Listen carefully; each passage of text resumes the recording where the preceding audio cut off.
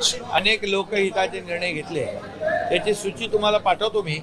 परंतु ग्रामपंचायतचे सरपंच उपसरपंच यांचं जे मानधन होतं ते दुप्पट केलेलं आहे. आणि इतरही जे काही निर्णय आम्ही घेतले दुधाच्या अनुदानाच्या संदर्भात, इतर अनेक निर्णय आजच्या बैठकीमध्ये मंत्रिमंडळाचे घेतलेले आहेत. हे निर्णय देखील सर्वसामान्यांच्या हिताचे निर्णय आहेत, सर्व लोकाभिमुख असे निर्णय काय या आजच्या मंत्रिमंडळ बैठकीत घेतले. त्याचं डिटेल तुम्हाला त्याची यादी मी देतो. परंतु सर्वसामान्यांचं सरकार आपण म्हणतो ते खऱ्या अर्थाने सर्वसामान्यांच्यासाठी, त्यांच्या हितासाठी आजची कॅबिनेट देखील महत्त्वाची ठरली. ठाण्याच्या स्किल डेव्हलपमेंट सेंटरने ठाण्याच्या ITIला देखील धर्मवीर आनंद दिघे साहेबांचं नाव या ठिकाणी दिलेलं आहे.